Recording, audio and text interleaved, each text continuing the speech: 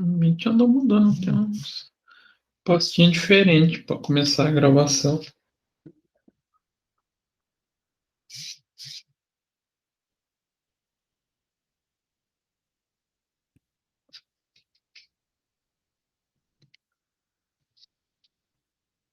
Então, como eu estava falando, hoje a gente vai trabalhar um pouquinho mais desse lado, envolvendo mais as normas contábeis, as normas jurídicas que têm relação com a nossa responsabilidade, né? Porque o restante seria muito abrangente a gente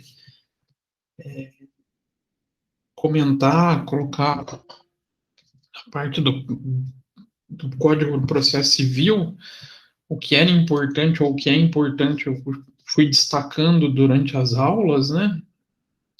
Pode ver que todos os materiais sempre tinha algum artigo do Código Civil que regulamenta o nosso processo, mas a gente nunca falou nada sobre a nossa responsabilidade, né? E na opinião de vocês, a gente tem responsabilidade nesse processo pericial? Diferente do âmbito, tanto judicial quanto extrajudicial. Temos, não temos? E agora? Na verdade, a gente já tem desde o momento que vocês se tornam profissionais, né? Boa noite, Alberto. Desde o momento que vocês se tornam profissionais contábeis, vocês já têm responsabilidades, né? Vocês já estão sujeitos a uma série de penalidades, tanto jurídicas, né, tanto judiciais, quanto profissionais. Então a gente tem que tomar esse cuidado, mas o perito ele tem alguns cuidados a mais. Então vamos começar a falar dessas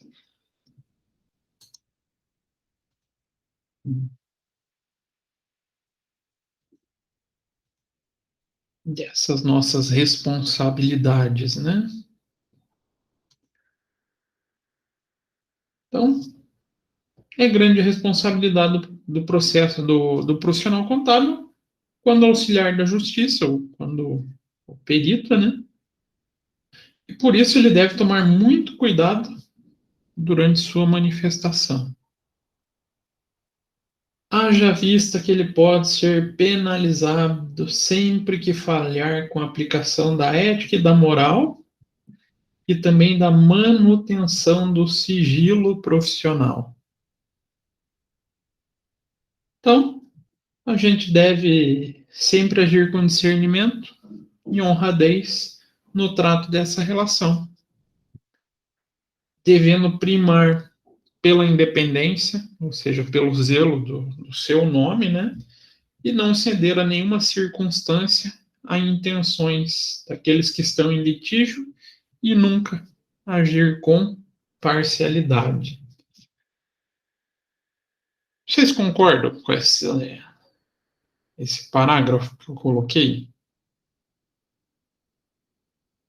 Nós devemos agir com imparcialidade? Imparcialidade é agir com arbitrariedade, não.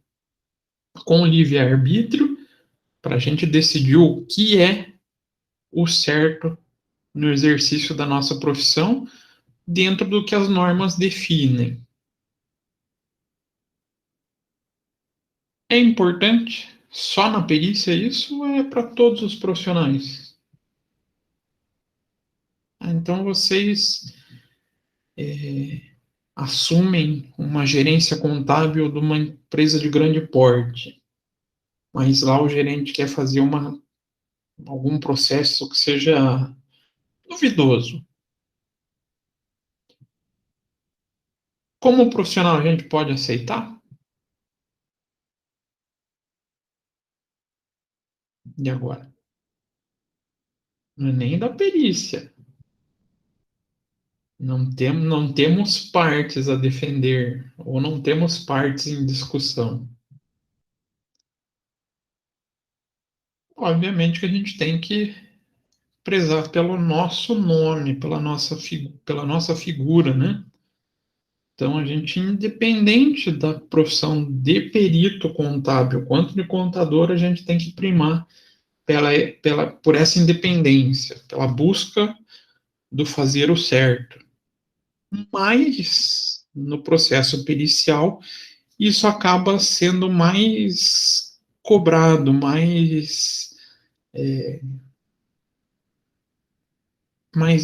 acaba sendo uma virtude ainda maior, principalmente pelo fato de ter pessoas que podem realmente ser prejudicadas diretamente sobre o resultado de algo que a gente faça de errado, né? Então a gente sempre tem que, primeiro de tudo, buscar o nosso nome como profissional. Diferente se é contador ou se é perito, prezem pelo nome. Como perito, ainda prezem ainda mais para não prejudicar a vida de ninguém ou de nenhuma empresa. E, para isso, a gente tem que ter princípios éticos e morais, né? Primeira coisa que a gente segue, então, falando de responsabilidade do contador, é a sua própria moral e a sua condição ética. Então, considerando a importância da ética e da moral na aplicação do trabalho, vamos sintetizar, né? Lembrar lá atrás da aula de filosofia, não sei se foi o professor de filosofia que trabalhou isso com vocês, mas o que é ética? Conjunto de conhecimentos objetivos extraídos da investigação do comportamento humano. A família contribuiu para a formação do indivíduo. O que vocês entendem como ética, então? Para vocês, o que é ética? Vamos falar primeiro o que é moral. Moral é o conjunto de regras pré-aplicadas no dia a dia e usadas continuamente por cada pessoa. Destacar aqui pontos essenciais. Aqui, investigação do comportamento humano. Na moral, é por cada pessoa. Então, forma a construção do indivíduo durante a sua vida. Então, qual que é a diferença de ética e qual que é a diferença de moral? Ética é o conhecimento ou o entendimento do que é certo do próprio ser ou é do coletivo?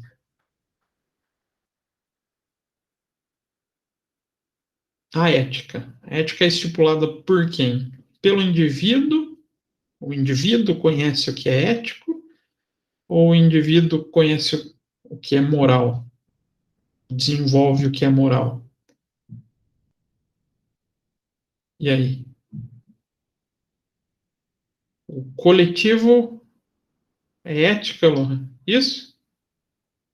A gente pensar no coletivo, no desenvolvimento do grupo, a gente tem conceitos éticos. A moral vem da formação do próprio indivíduo. Então, algumas situações podem até não ser tratadas dentro de um processo ético, mas a moral do indivíduo pode ser que ele não aceite determinadas situações.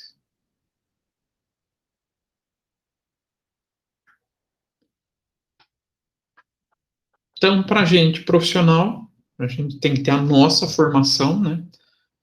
As bases morais, a gente identificar o que é certo, o que é errado, e o ético vem do coletivo. Nosso coletivo vem da onde?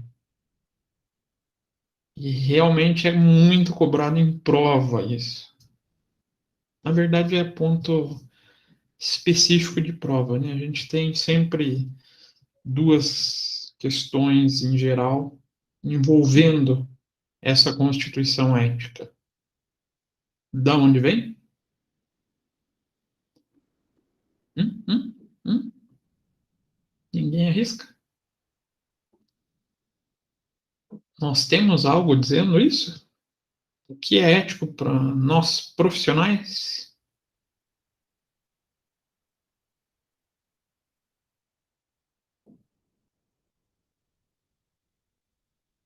Regras temos? Aonde a gente encontra essas regras?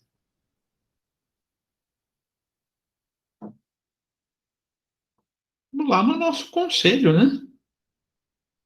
Especificamente, Código de Ética dos Profissionais Contadores.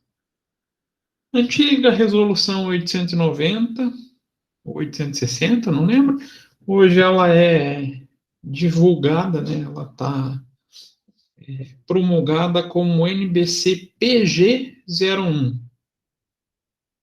Então, falou em normas profissionais gerais, a número 1 é o Código de Ética.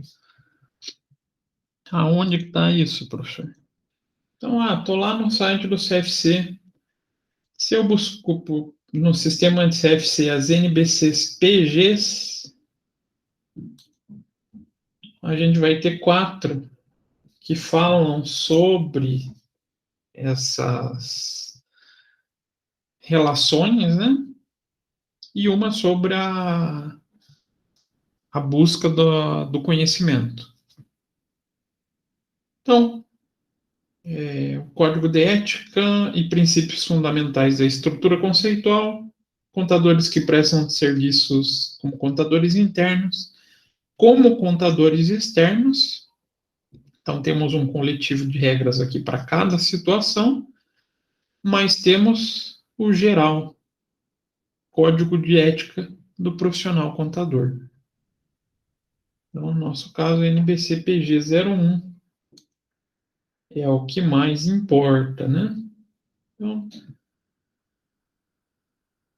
claro que eu não vou ficar passando ponto a ponto aqui com vocês, né? Vocês viram isso em outras aulas? Lembram disso? Pelo amor de Deus, falem comigo, escrevam. Sim, bom. Por quê? Isso aqui sempre é bom dar uma olhadinha quando vocês forem fazer a prova do CFC, porque realmente eles cobram. E como não tem muito como fazer pegadinha com isso daqui, eles costumam colocar o trecho da norma mesmo, tá? É muito raro vocês encontrarem uma questão onde eles coloquem um exemplo hipotético e peçam para vocês avaliar aonde que se enquadra no código de ética. Muito raro acontecer isso, acho que eu vi umas 2 vezes. Todas as demais pedem, é verdadeiro ou falso que no código de ética contenha tal coisa.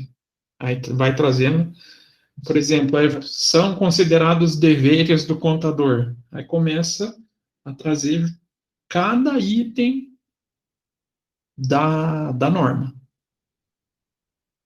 Ou seja, o trecho ipsis literis da norma. Para gente, o que eu vou frisar para vocês? Que é o que mais faz confusão. Penalidades. Por quê? Por que o professor quer frisar as penalidades? Ainda existem muita confusão com as nossas penalidades. Que a gente escuta, às vezes, outras profissões falando de cassação da profissão, ou seja, alguns códigos de éticas têm ferramentas que o nosso ainda não tem. Então, o que a gente pode falar sobre as penalidades?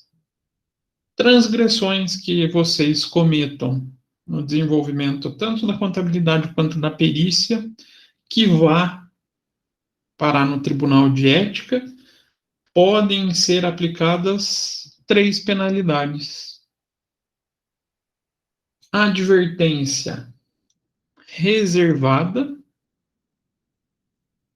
Então, chamar vocês, dar aquele puxão de orelha e só.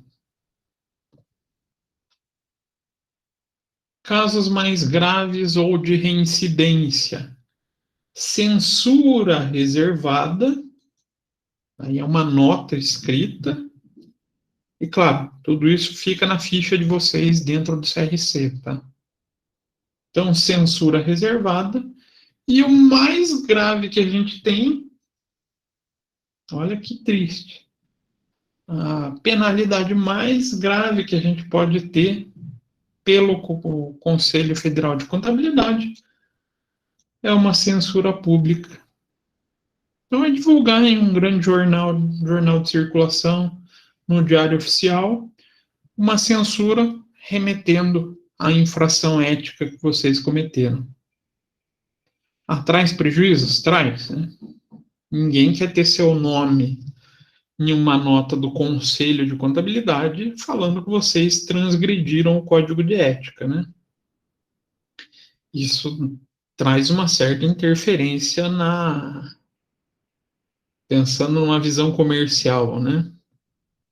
Vocês já não vão ter o mesmo prestígio, não vão ter a mesma capacidade de captação de cliente, vai surgir problemas.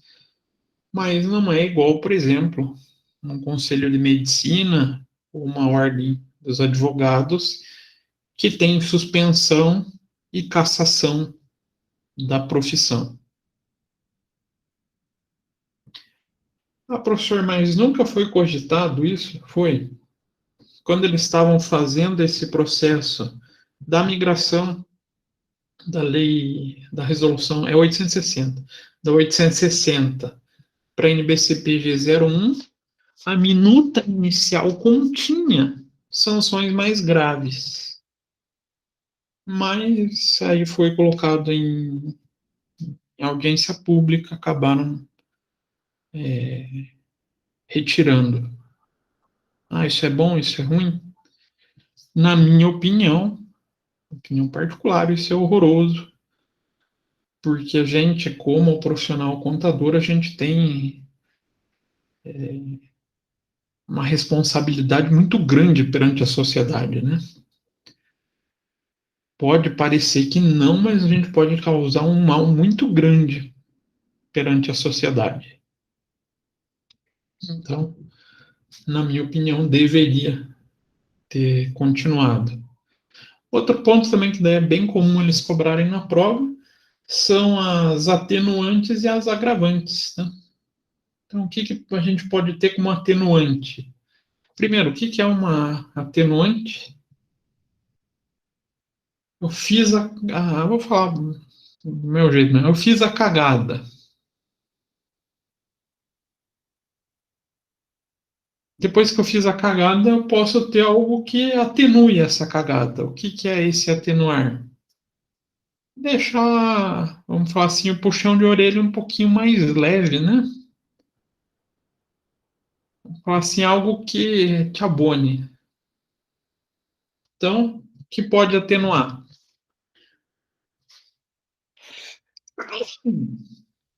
Desculpa, gente. Ação desenvolvida em defesa da prerrogativa profissional. Se você já tem algum histórico de ação de defesa da profissão, a ausência de punição ética anterior. Vamos falar assim, se a gente fosse pegar igual a legislação penal, a gente seria réu primário. Né? Prestação de serviços relevantes à contabilidade. Pode ver que tudo isso também é um pouquinho subjetivo, né? E aplicação de salvaguardas. Então, possíveis atenuantes. Mas a gente pode ter situações que agravem a infração. Quais são? Ação ou omissão que macule publicamente a imagem do contador. Então, eu cometi a transgressão e isso foi parar na mídia, você está denegrindo a classe contábil, vai prejudicar ainda mais. Punição ética anterior transitada em julgado, então já foi decidido, já passou por todo o trâmite do Conselho de Ética e você foi realmente definido como culpado em algum outro processo. Vai prejudicar, né? E a gravidade da infração também pode ser um agravante. Mas o que é mais triste para mim, né, é ver que a gente só tem essas três punições. Então, se dependesse do código de ética, a gente no máximo recebe uma censura pública. Ah, professor, mas não existe nenhuma hipótese de suspensão? Não. Pelo Conselho Federal, não. Então, se você pensar, eu não vou trabalhar com perícia, professor. Então, se eu fizer cagada, no máximo vai ser a censura? É, em partes. Como assim em partes, professor? No Conselho de Contabilidade é só isso. Mas a gente responde também, aí, como qualquer profissional, por qualquer dano causado a outra pessoa. Aí isso vem do Código Civil, né? Isso daí não precisa ser profissional. Qualquer um que cause dano a outra pessoa, seja ela moral ou material, se não me falha a memória, artigo 921 do Código Civil, é obrigado a reparar esse dano. Então, o que eu friso para vocês, no caso aqui, são as penalidades, tá? Falou em Código de Ética, a gente tem as mesmas sanções, mesmas atribuições, mesmo direitos e deveres como outro profissional da contabilidade. Então, o desempenho da atividade pericial tem que primar pela aplicação dessas duas qualidades, né? Colocação do código de ética em prática e, principalmente, colocação da moral constituída por vocês em prática. Importante ressaltar que o trabalho do perito, consubstanciado no laudo pericial, não é restrito ao processo para qual foi nomeado, não está restrito, né? Mas implica beneficiar ou penalizar entes que fazem parte da sociedade. Aí a NBC-PP 01 fala nesse mesmo sentido, de seguir o Código de Ética, lá no seu item 31. A responsabilidade ética do perito decorre da necessidade do cumprimento dos princípios éticos, em especial aos estabelecidos no Código de Ética do contabilista e desta norma.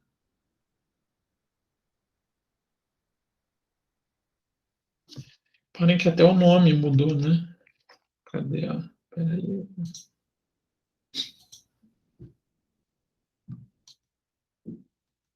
Eu acabei fechando. Hoje a gente não chama mais do contabilista, mas do profissional contador, mas refere a seguir o código de ética. Então, nem na norma pericial propriamente dita, tem algo mais grave do que o próprio código de ética.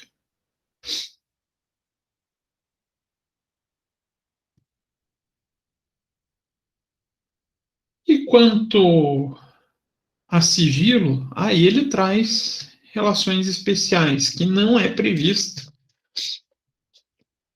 do mesmo modo que do código de ética. O profissional contador tem obrigação de sigilo, segundo lá o código de ética? Tem.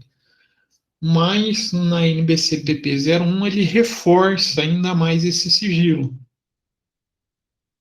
Duas profissões duas profissões não, né? Duas áreas da nossa profissão contábil têm esse ênfase no sigilo. Quem vocês acham que são, ou quem seria a segunda além do perito? Vocês arriscam alguém? Qual outra área da nossa profissão contábil que demanda desse sigilo? Hum? Não? Ninguém arrisca?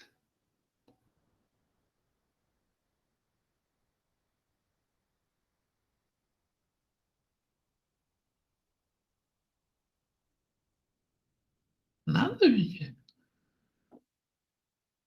É até um pouquinho parecida em alguns pontos com a do perito.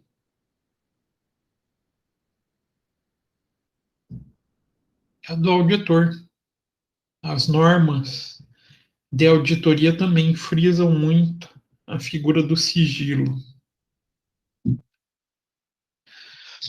Para vocês terem ideia, auditores de mais idade que eu conheço, que eu converso, eles têm o hábito de falar que não pode nem comentar com a esposa sobre o que está ocorrendo durante os seus processos de auditoria.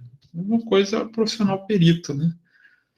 O ideal é que nem com a esposa se deva conversar, ou com o marido, por ser algo estritamente ligado à vida do profissional, né? Então, quanto ao sigilo profissional, a NBC-PP 01 manifesta nos itens 25 e 26. Item 25. O perito, em obediência ao Código de Ética do Profissional Contabilista, deve respeitar e assegurar o sigilo das informações que teve acesso, proibida sua divulgação, salvo quando houver obrigação legal de fazer.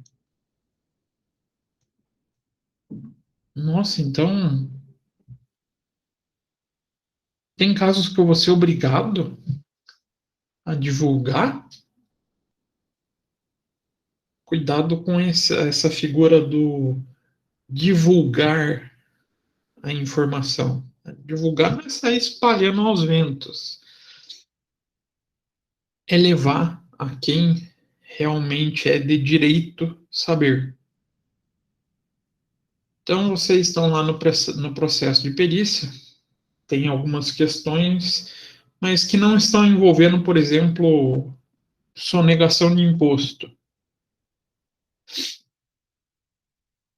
E agora, vocês levam a quem é de direito saber ou não? E quem seria de direito saber?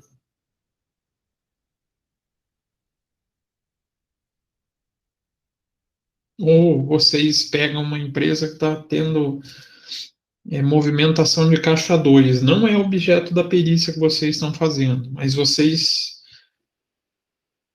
acabam descobrindo essa movimentação de caixa 2.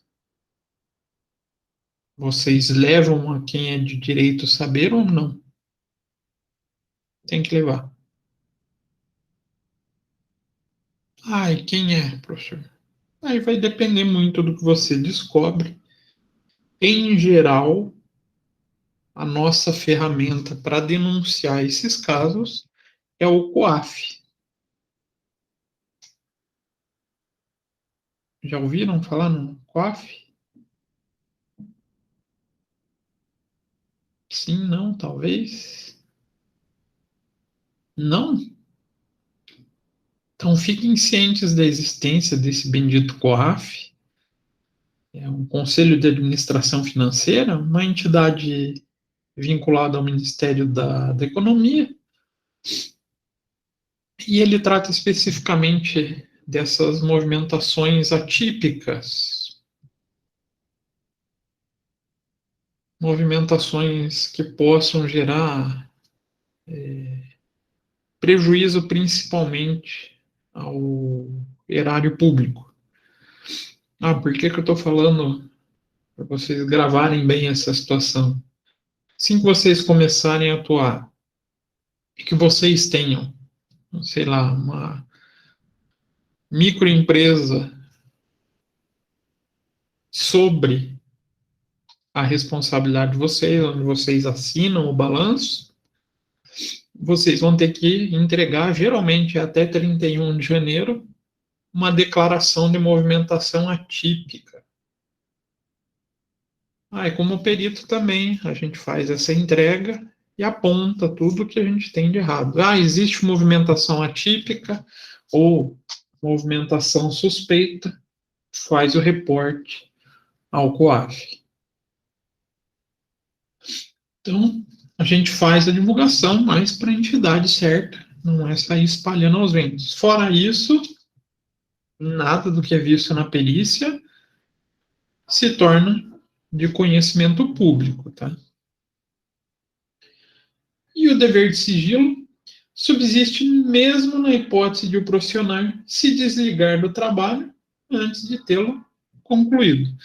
Vocês por algum motivo tiveram que abandonar o processo de perícia. Tiveram que se desvincular do trabalho. Diferente do caso, vocês não podem divulgar nada do que viram até aquele presente momento. Nesse ponto, a gente é bem parecidinho com o profissional de auditoria, tá? O profissional de auditoria tem as normas bem semelhantes sobre o sigilo profissional. Então, portanto, enquanto durar o processo de perícia, o profissional deve manter sigilo das partes, bem como se discute nos autos, como forma de se resguardar perante ao Conselho Federal de Contabilidade, o fórum que vocês estiverem trabalhando e a sociedade. Então, enquanto existir um processo pericial e que não seja necessário tornar algo público, fica somente sobre o conhecimento de vocês.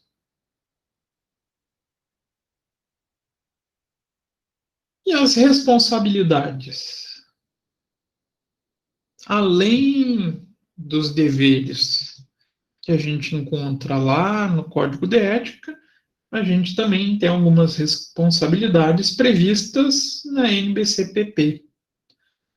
Então, o Conselho Federal de Contabilidade, preocupado com a conduta do profissional de contabilidade, fez constar na norma NBCPP as seguintes orientações. 28.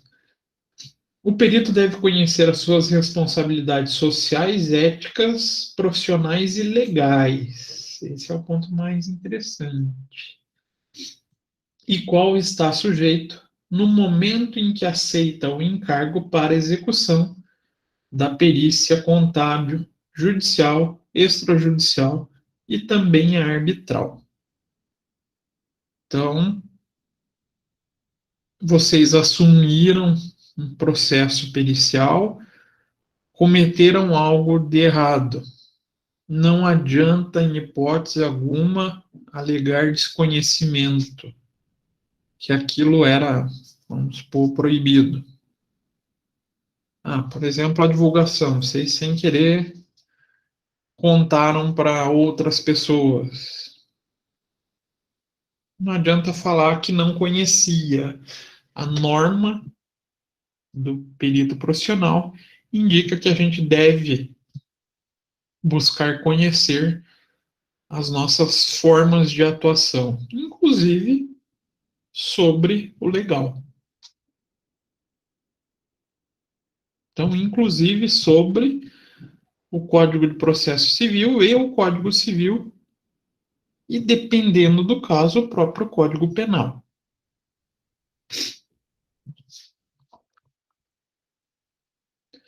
E o termo responsabilidade refere-se à obrigação do perito em respeitar os princípios da moral, da ética e do direito, atuando com lealdade, idoneidade e honestidade no desempenho das suas atividades.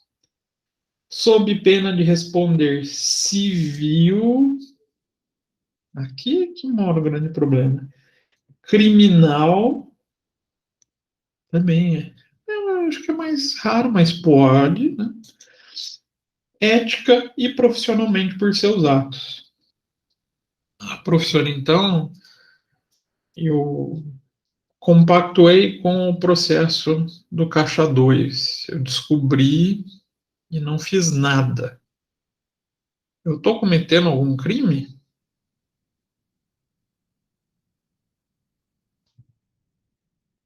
O que vocês acham? Isso é um crime?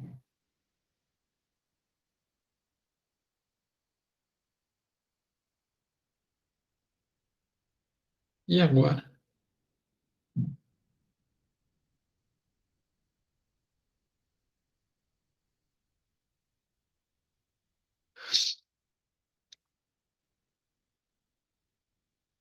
Será que é um crime?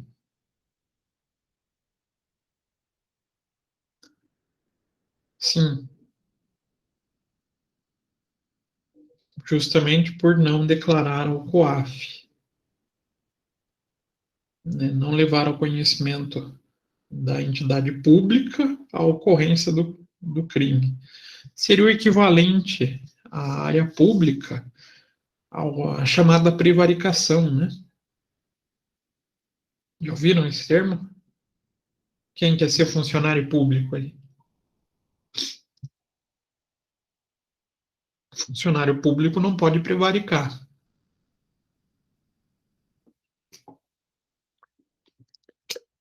O que seria esse prevaricar? Deixar de exercer suas funções com o devido zelo.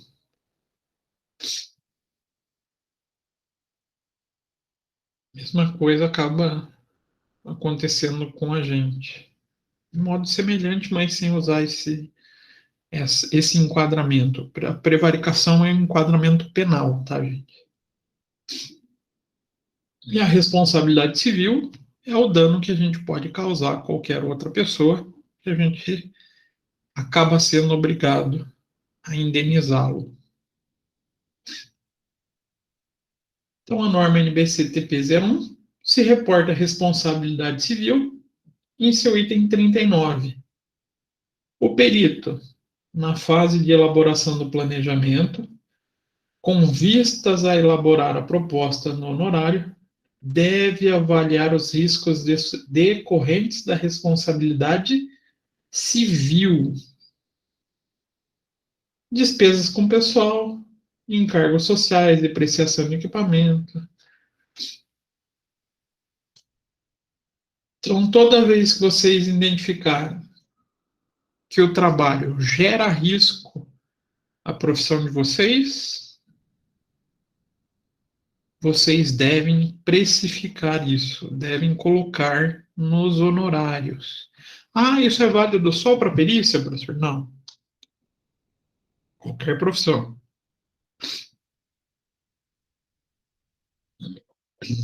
Se vocês estão trabalhando com algo que possa gerar problemas para outras pessoas, vocês devem se atentar a esse problema e cobrar a mais pelo risco que vocês estão assumindo ou que estão correndo. Ah, então, para o profissional que está lá no escritório, isso não existe. A gente não considera isso? Ou será que considera?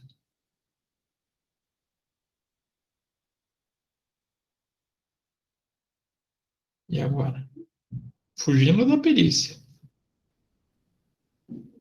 Então, vocês estão lá no escritório e esquecem de entregar, está chegando até o prazo, a escrituração contábil digital do cliente de vocês. Vocês podem sofrer penalidades por isso? Sim, não? Talvez.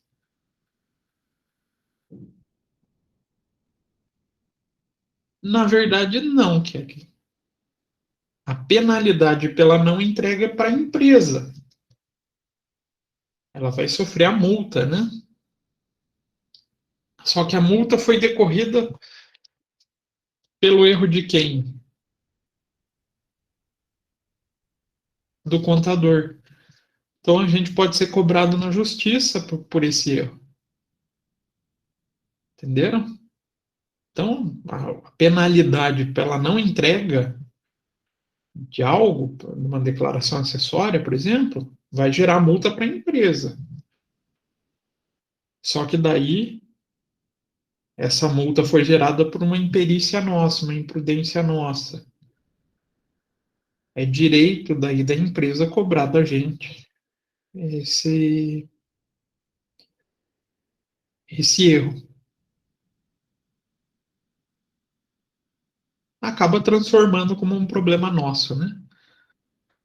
Então, legalmente, o problema é gerado para a empresa, mas a empresa vai cobrar pela nossa responsabilidade. Por isso, hoje em dia, tem muito profissional que contrata seguro até para isso. Seguro responsabilidade civil.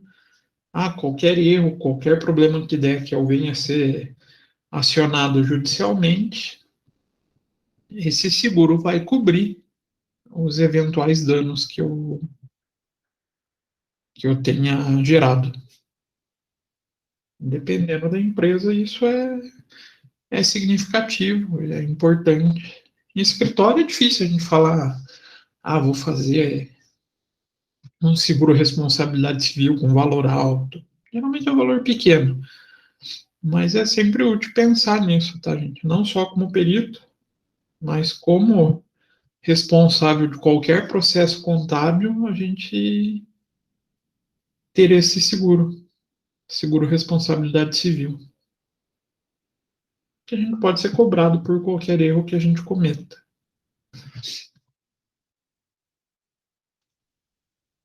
E também, no quesito responsabilidade criminal, o Conselho Federal foca na conduta profissional, né, do profissional da contabilidade e faz, por meio da NBC-TP 01, itens 35 e 36, as seguintes orientações.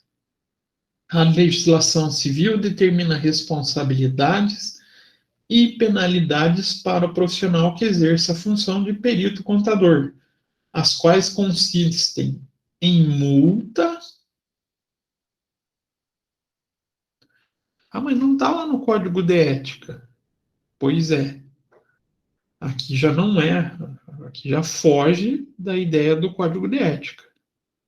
Já são da legislação civil e criminal. Indenização e inabilitação. Opa! Então o perito pode ficar impossibilitado de atuar? Pode, pode. O contador não. Não tem norma que vede a atuação do contador, porque é o Código de Ética. O Conselho Federal não tem esse poder. Não tem normativa com esse poder. Mas o perito contador tem sua responsabilidade com possível inabilitação profissional por parte do Código de Processo Civil. Então, o perito ele tem mais exigências na responsabilidade civil e criminal. Então, ser perito é um pouquinho mais delicado do que ser contador, né? E a legislação penal estabelece penas de multa, detenção e reclusão para profissionais que exercerem atividade pericial que venham a descumprir as normas legais. Então, pode ser punido com prisão só se, vamos falar assim, a, a infração for muito grave, você cometeu um ato muito grave, a maioria dos casos gera apenas de multa, mas nada impede que se transforme em reclusão. Nossa, professor, como assim? Como eu poderia ser preso por causa de um processo pericial? Então, vocês estão lá fazendo o trabalho de perícia e falando, vamos supor que seja uma investigação específica de caixa 2.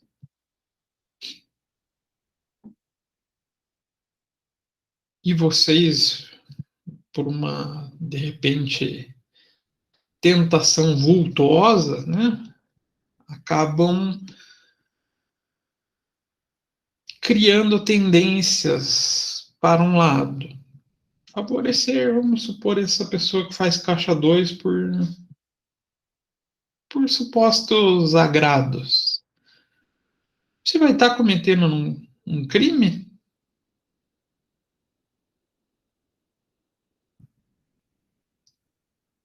E agora?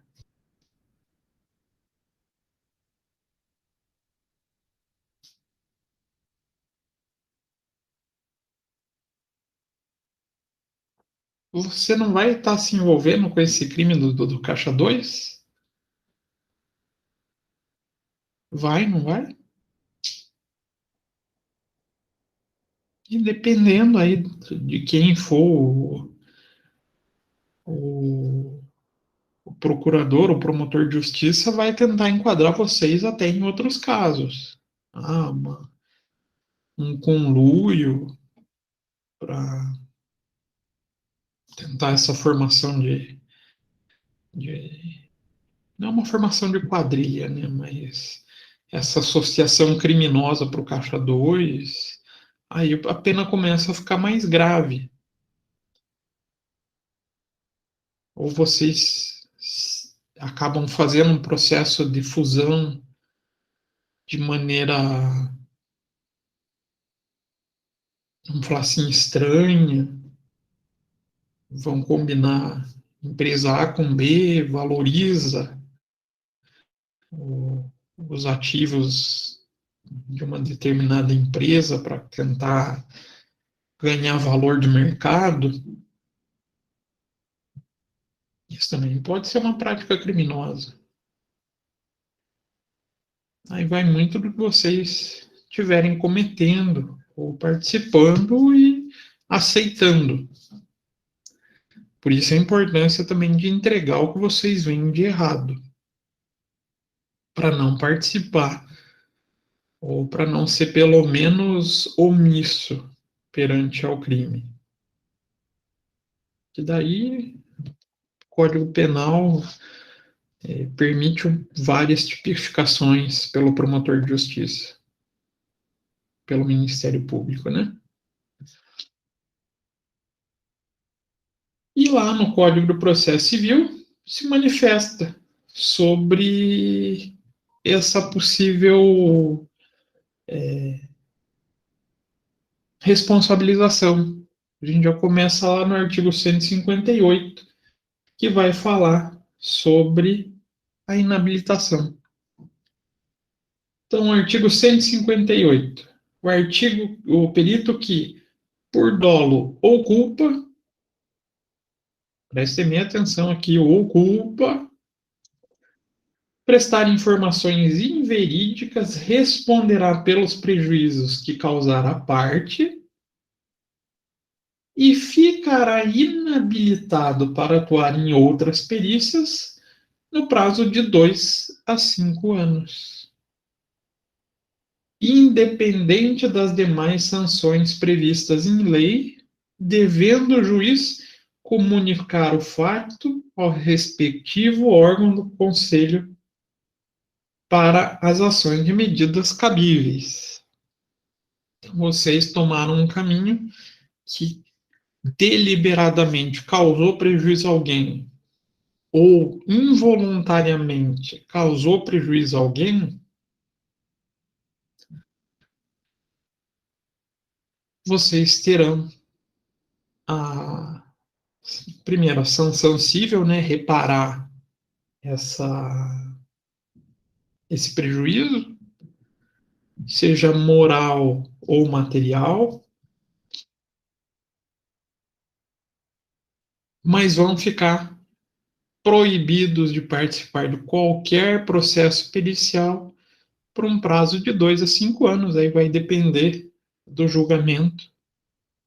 Além do que vai passar por um código, por um processo no comitê de ética lá no CRC,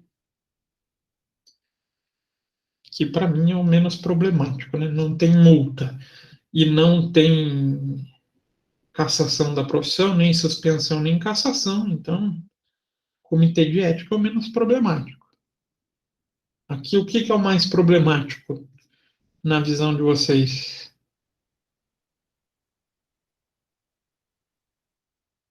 Imagine vocês, profissionais, ficarem impedidos de poder atuar com a profissão de vocês por 5 anos. É um caso bem delicado, não é? Seja 2 anos poder sem trabalhar. Geralmente acaba acabando, fica excelente, né? Uma beleza. Acaba encerrando a carreira de perícia ali, o profissional vai para outra área, vai trabalhar como contador, ou como outra função que exija conhecimento contábil, mas pericialmente encerra ali a vida dele. Porque ele também nunca mais vai ser chamado para outra perícia. Né? Então tem esse problema, além de você ter que arcar com o prejuízo. Vocês podem ver que o código de ética não faz muita cócega nessa hora, né? Entre ficar de 2 a 5 anos sem poder trabalhar ou receber uma censura pública, a censura pública é muito mais leve do que o Código de Processo Civil prevê, né? É triste, mas hoje não tem nem multa, gente, nem multa.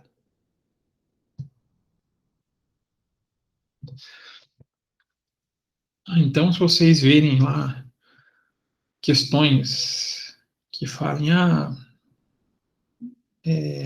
censura pública e multa, às vezes eles colocam essas pegadinhas, colocam todas as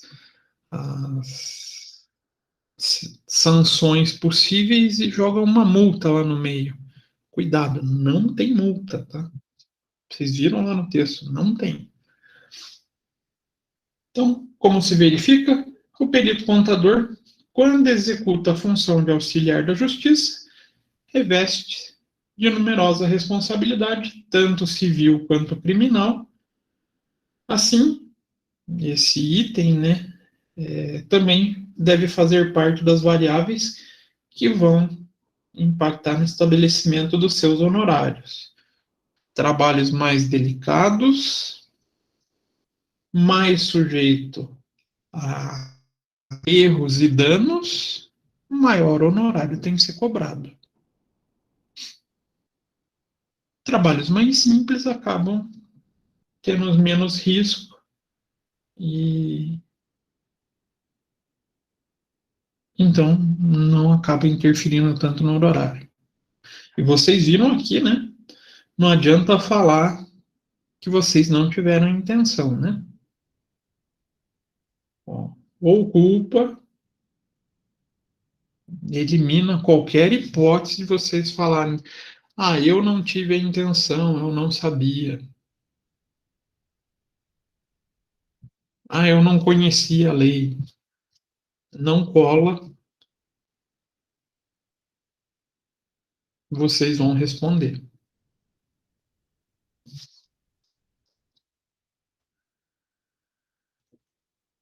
Aí, normas técnicas e funcionais da perícia. Então, a gente teve aqui a parte de responsabilidades, né? Com relação a normas técnicas e funcionais, a gente não tem tanta norma que não seja a própria legislação. Falando no processo pericial, a gente encontra um pouquinho mais vamos falar assim, um pouquinho menos de volume do que o profissional contábil. Mas a nossa legislação está muito mais pautada no Código de Processo Civil e no próprio Código Civil e na legislação que a gente tem atinente a cada objeto de perícia. A gente tem que ter muito mais conhecimento de direito do que de contabilidade, muitas vezes. Então, como resultado de estudos, iniciaremos no decorrer do ano de 90, quando o Conselho Federal de Contabilidade fez os estudos e acabou divulgando em 92 duas normativas. Desculpa, hoje eu estou meio fanho, parece um nariz meio ruim. Duas resoluções normatizando a realização da perícia contábil e a função do perito. Então, lá, nesses estudos da década de 90, surgiram a Resolução 731, que aprovou as normas técnicas de perícia, e a Resolução 736, que aprovou as normas profissionais do perito contábil. Nossa, professor, então é tão recente assim a normatização do perito contador? Sim, por mais que a profissão exista desde a regulamentação da contabilidade, não existiam as normas específicas voltadas ao perito. Ele seguia todas as normas relacionadas à contabilidade em geral. Alguém lembra quando que é essas primeiras normativas da profissão contábil, como a gente conhece hoje? Quem arrisca uma data? Inclusive de quando surgiu o curso de Ciências Contábeis. Alguém arrisca? Não? Sim, talvez.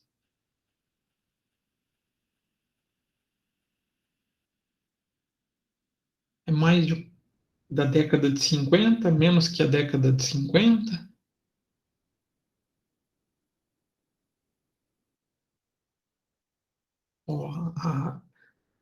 A forma de trabalho do contador, como a gente conhece hoje, surgiu em 46, inclusive com o primeiro curso de Ciências Contábeis, de graduação. A perícia só foi ter as suas normas divulgadas em 92. Demorou para a profissão contábil não dar valor, né? Mas dar o seu devido tratamento à perícia contábil, não demorou? Parece uma norma antiga, mas se vocês verem, não tem 50 anos de idade. Na verdade, não tem 40, né?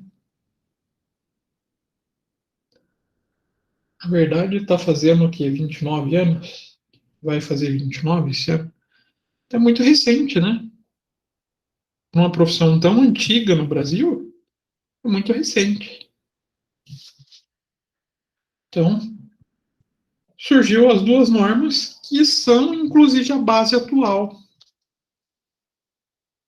Então, a gente não tem tanta evolução na normatização da perícia contábil. Agora, isso é bom ou isso é ruim? O que vocês acham?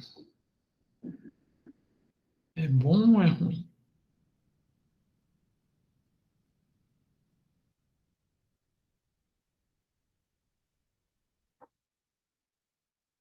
Não digo que a gente precisava ter o excesso de normativa, de lei. mas é sinal que as nossas leis não têm, ou as leis da perícia, as normativas da perícia, não leis, né? Não são tão adequadas ainda à nossa realidade. Então, surgiu as duas normativas que são a base para o que a gente tem hoje. Essas referidas normas sofrem revisão e reformulação, tendo o Conselho, em 99, divulgado a Resolução 858, reformulando a norma técnica de perícia, então da perícia contábil, e a Resolução 859, reformando, então, assim, a norma do profissional perito contador. E mais recentemente, então, editadas esparsamente até então, foram condensadas em uma única norma, NBCTP 01, Perícia Contábil, aprovado em 2009. Olha de quando a gente está falando a norma que a gente trabalha no nosso, nas nossas aulas. Ah, em dia com as práticas atuais, com a condição de vida que a gente vive hoje, não está muito adequado mais, né? Vocês podem ver que às vezes a gente fala carga nos autos e buscar processo. Isso tudo já acabou, né? Já virou história. Hoje em dia é tudo muito mais dinâmico, o processo é muito mais rápido. Então, está na hora de ser revista essa norma. E por suas vezes, as normas relativas ao perito também foram condensadas na NBCPP 01, aprovadas também em 2009 e mais recentemente, em 2015, foi dada nova redação, foi feita uma revisão referente às duas normas. Então, a NBCTP fala da perícia contábil, das técnicas de perícia contábil, e a NBC PP01 fala sobre o perito contador. Então, já,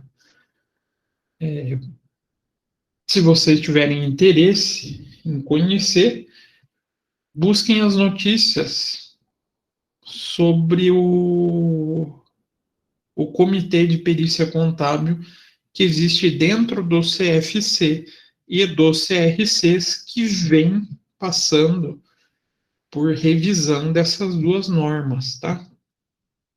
Então, o processo está voltando a ser discutido, existem essas comissões para rever essa normativa de como o processo pericial está funcionando hoje, se as normas estão atendendo ou não, já que a última revisão, e foi muito superficial, foi em 2015. Então, é sinal que tem coisa para ser revista, né? Ah, e qual que é a dificuldade? O que vocês acham que pode surgir de dificuldade nesse processo de revisão? A participação do perito. Por incrível que pareça, a gente tem poucas pessoas que são interessadas, aí não só do perito, qualquer área da contabilidade, em participar dessas comissões. E claro, é uma participação voluntária, consome tempo da pessoa. Muita gente não vai querer participar porque não vai receber nada em troca e acaba deixando de trabalhar em prol da profissão. Ah, mas eu quero participar. Você pode se inscrever. Claro que passa por É um processo seletivo, né? Mas a escolha dos profissionais, porque também não dá para ser um grupo tão amplo. Mas hoje, algumas áreas demandam essa voluntariedade, sendo uma delas a de perícia. Ah, professor, e quais as que mais tem profissional disposto a discutir sobre as normas? Adivinham quem que é? Aqui no Brasil tem uma que é de interesse geral dos contadores.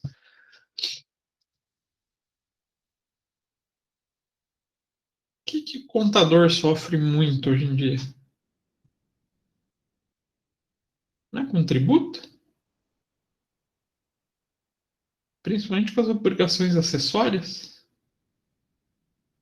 Então, a que mais tem participação é de assuntos tributários, né? Essa daí dá para até fazer sorteio, sorteio não, dá para até fazer uma peneira para escolher bem quem participa. Mas as outras câmaras quase não tem. Ah, e tem uma câmara específica para vocês poderem participar? Será que vocês podem se voluntariar algum processo desses? Tem uma específica que se enquadra ao perfil de vocês. Dos jovens contabilistas. Então, assim que vocês se formarem, vocês estão iniciando a carreira, querem participar dessa divulgação sobre a carreira, participar da vida do conselho que vai reger vocês, vocês podem entrar principalmente na Câmara desses jovens contabilistas, já que a maioria de vocês é jovem, né? Eu já, se bem que eu devia me aceitar nessa categoria, mas infelizmente minha queda de cabelo, o surgimento de barba branca agora está me entregando que eu não sou mais jovem, não posso mais participar dessa comissão. É uma sacanagem, né? Devia. Eu tenho espírito de jovem. Brincadeira. Então, a norma de perícia está passando por essa revisão. Existem as discussões fazendo essa atualização das normas de perícia. Ela está carente realmente desse processo. E aonde que a gente pode escorregar? Onde que a gente pode sofrer com essas sanções? Aonde a gente pode ter mais risco?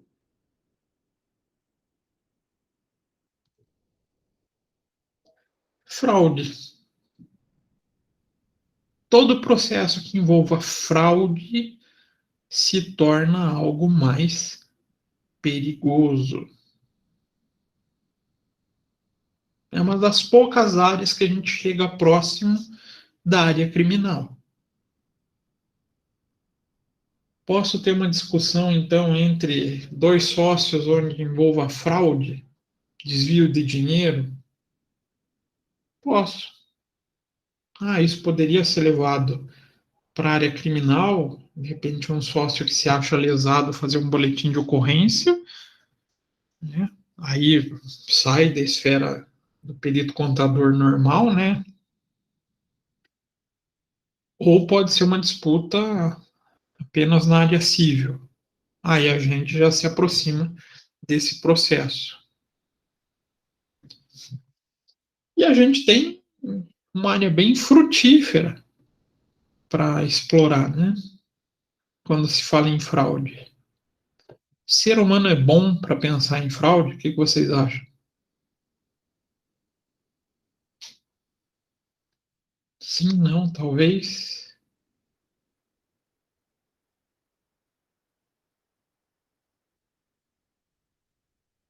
Vocês acham? Não, não vou nem falar do brasileiro. O brasileiro já está fora da curva. Mas o ser humano é bom para pensar em burlar a regra para tirar vantagem? É, né? Ah, beleza. A gente vê cada coisa que a gente até duvida. Um bom exemplo disso. A Lei 6.404, vocês já estão cansados de ouvir, né? Lei das Sociedades Anônimas. Vocês sabem por que ela foi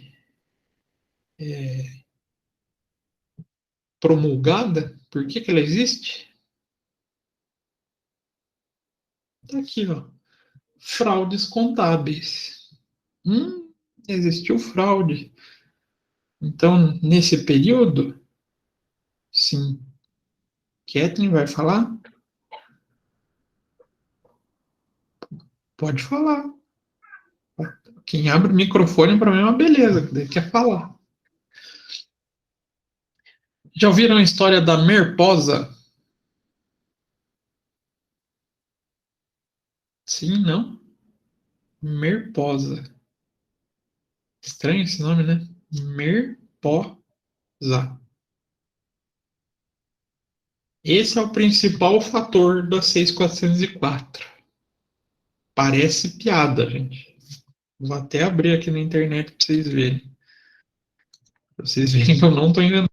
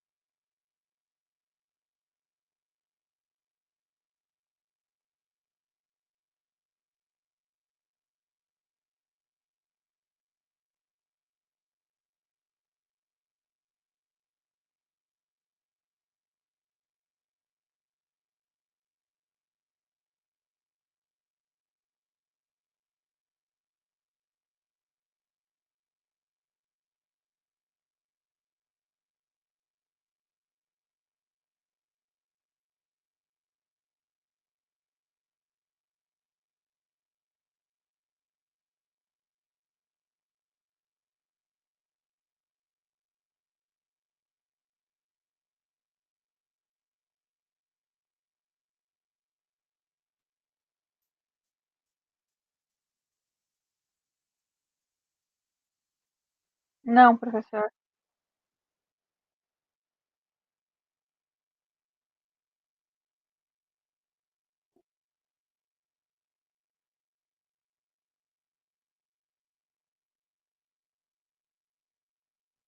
Voltou, gente?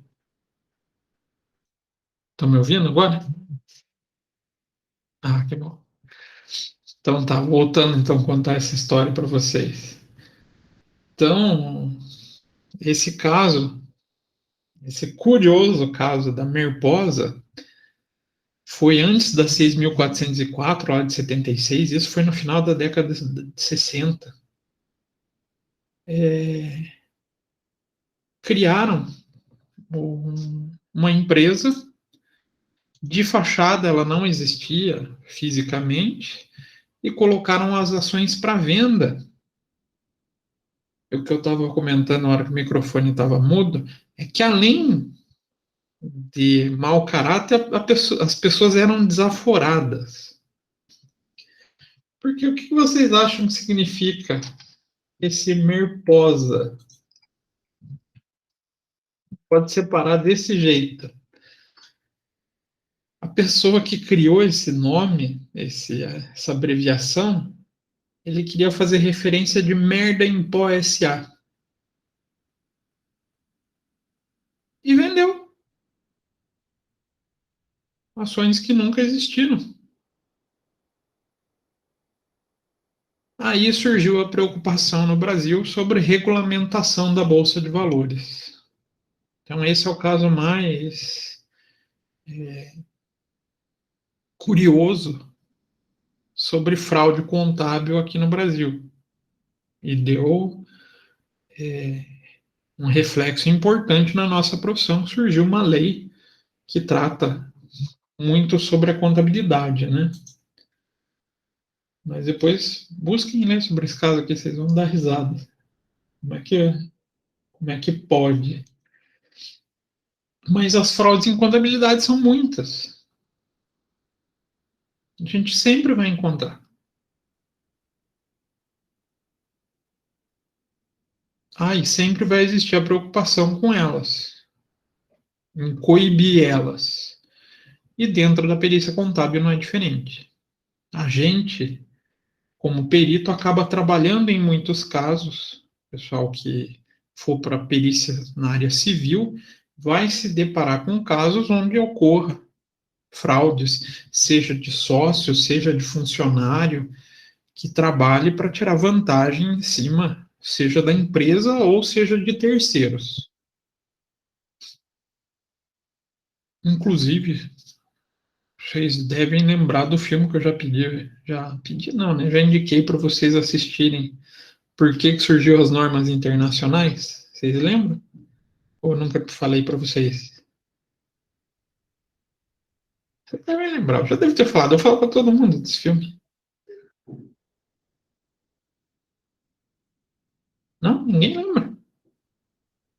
Já deve ter falado das as loucuras de Dick e Jane.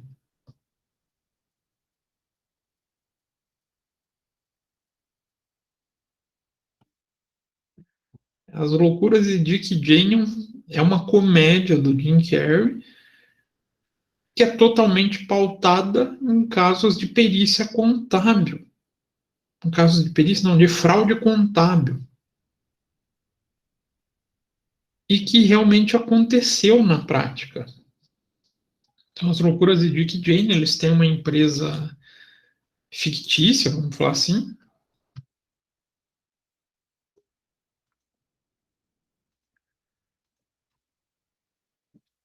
Lá eles chamam de Globodyne, até lembrei o nome. Mas se referem a dois casos bem específicos.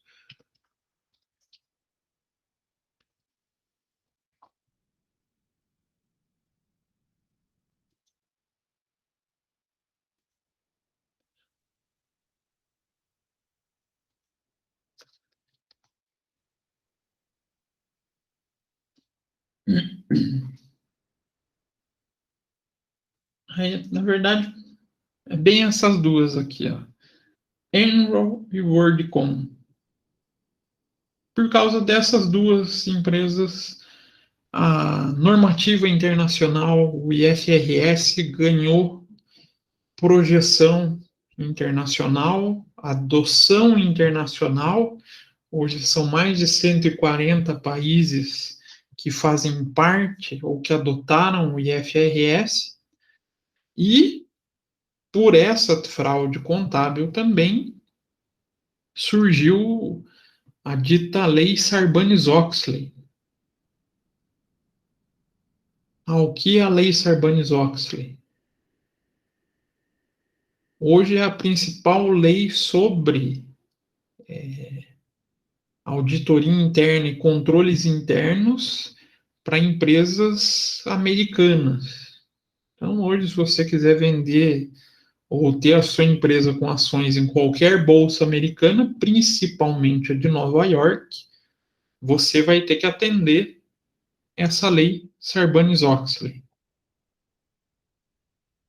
Então, por exemplo, o caso da Copel. A Copel, não sei se vocês sabem, ela tem suas ações negociadas na Bolsa de Nova York também.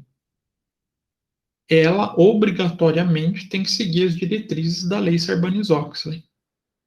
E por que surgiu tanto a Sarbanes-Oxley quanto a adoção dessas normas dos IFRS, né? Por causa das fraudes que ocorreram lá no começo dos anos 2000. Foi ali entre 2000 e 2003. Teve mais casos, né? Teve o caso da Xerox, caso da Parmalat, mas essas duas aqui foi um estrago na sociedade monumental, na sociedade americana, né? Aí, se vocês quiserem ter um resumo desse caso de maneira mais leve, mais cômica, fica essa dica. As loucuras de Dick e Jane se referem a essas fraudes. Então, muitos dos casos, em perícia contábil, se faz necessário o exame com o objetivo de detectar fraudes.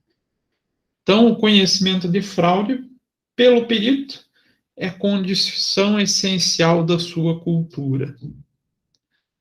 Duas pessoas ou duas áreas que são essenciais sobre esse conhecimento. Profissionais que trabalham com auditoria e com perícia. Ele tem que ter uma visão um pouco aguçada para descobrir o que pode estar acontecendo de errado. Então, existem processos na justiça, assim como muitos são os inquéritos administrativos, que requerem exames já direcionado para encontrar um tipo específico de fraude. Então, exemplos: fraude contra sócios, fraude contra herdeiros, fraude contra o fisco, contra credores. São praticadas, em geral, quem é chamado para identificar a existência dessa fraude em discussões cíveis são os profissionais, peritos, contadores. E uma falência pode se deparar a partir de simulações, desviando o ativo, aumentando o passivo, tudo com o intuito de levar vantagem ou prejudicar credores, herdeiros, outras pessoas que têm um interesse na empresa. Em razão desse processo, a gente vai trazer uma sequência só sobre fraude. Vocês acham isso interessante, não? Falar sobre fraudes? Votação. Querem explorar bem o tema ou mais ou menos? Passar mais superficialmente? Claro, explorar bem o tema não é que a gente vai virar expert em fraudes. Mas vocês achando o tema interessante, eu vou trazer os mais diversos possíveis casos, seria exemplos de onde costuma ocorrer esse tipo de problema. O que vocês acham?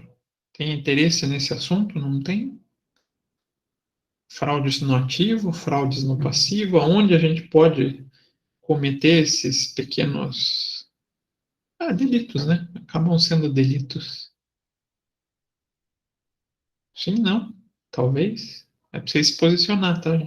O Gilberto achou que é uma boa. Vocês são. Geralmente o ser humano é curioso para saber o que pode ser feito de errado, né? Só o Gilberto falou que acha uma boa. O restante não quer? O Han também sim. Então tá. Como dois se posicionaram, o restante não falou nada. A Caroline sim. Então eu vou trazer na próxima aula sequenciado. Vários tipos de fraude, aonde eles ocorrem. Então, aonde a gente pode achar fraude no ativo? Um bom exemplo, desvio de estoque. Estoque é uma excelente fonte para fraude. Então, eu vou separar esses grupos da contabilidade e aonde a gente pode encontrar quais os pontos possíveis para essas fraudes. Beleza? Então, fraude e erro, a gente tem que ter um cuidado com isso. Precisa a gente fazer distinção entre o que é fraude e o que é erro dentro da contabilidade. Fraude é uma ação premeditada.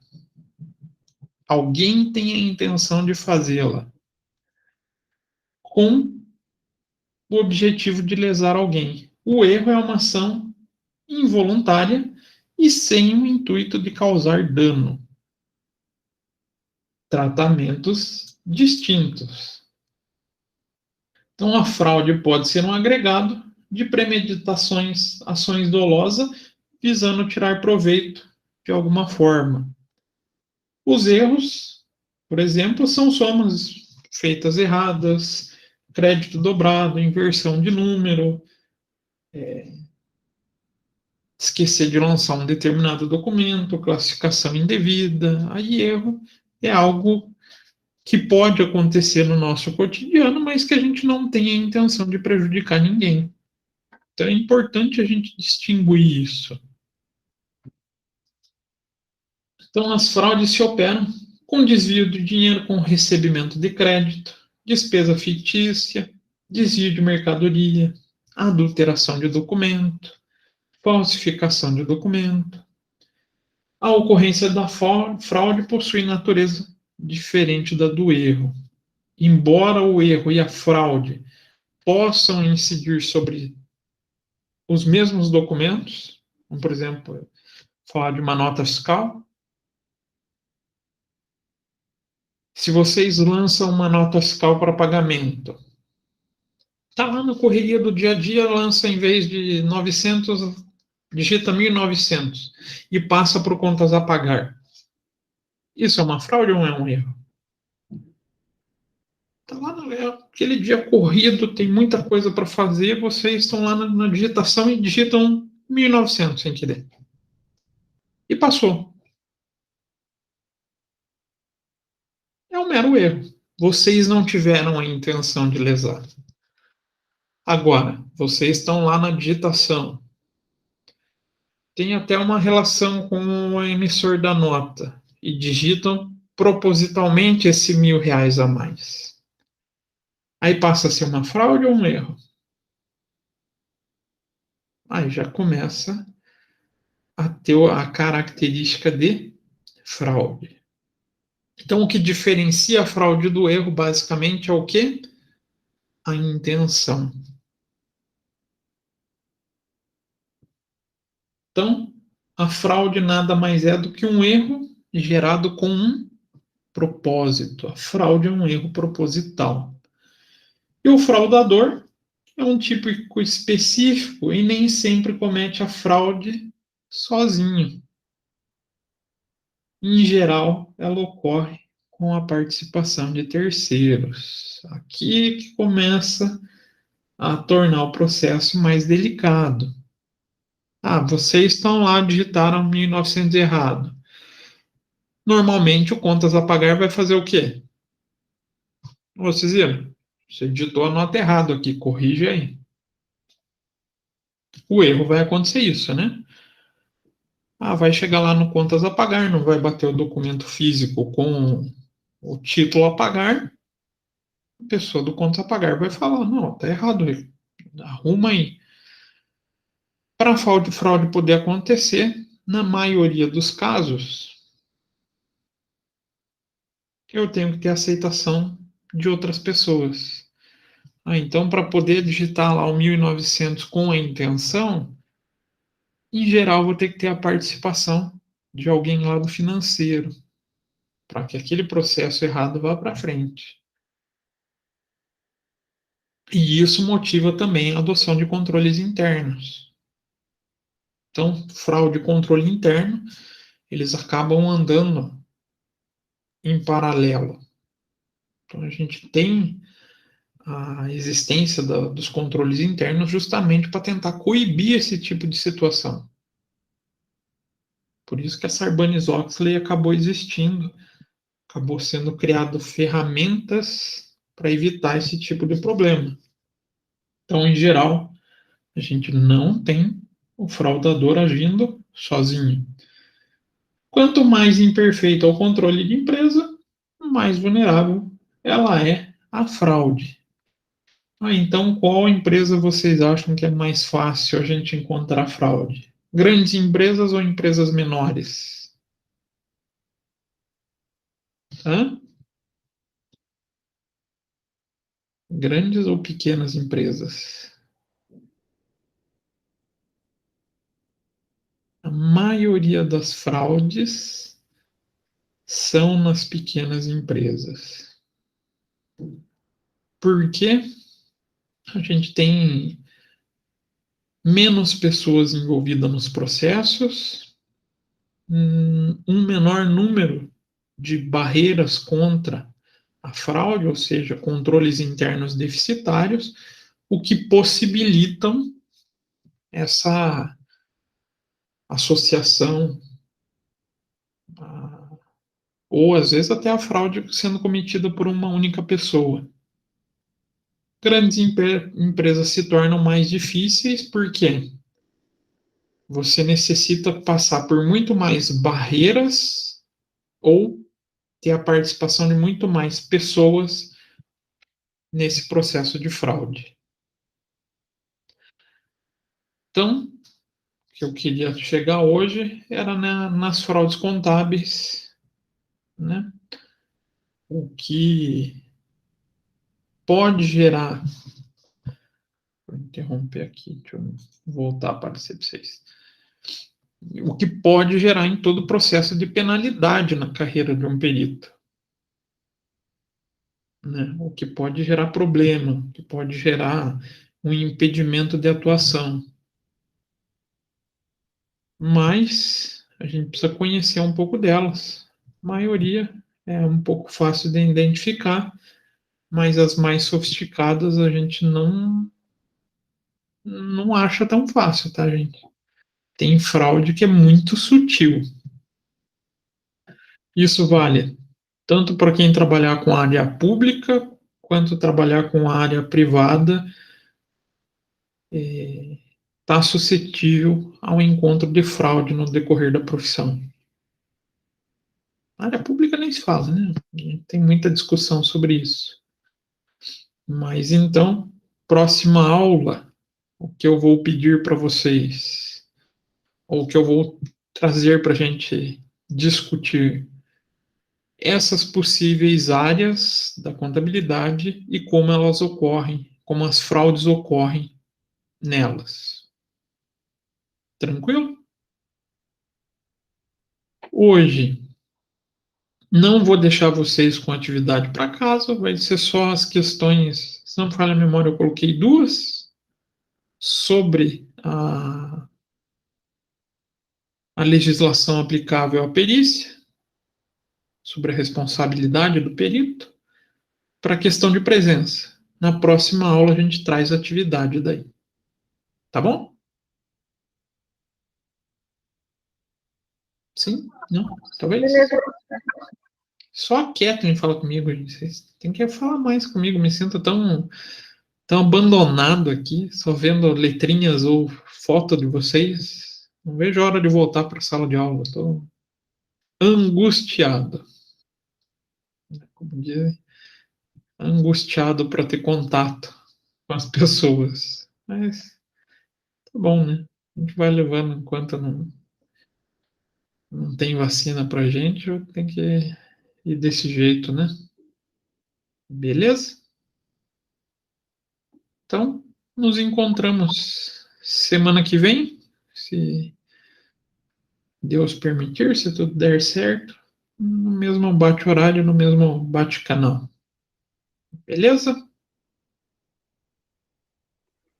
Beleza, professor. Boa noite. Boa noite. Até semana que vem. Bom descanso para vocês.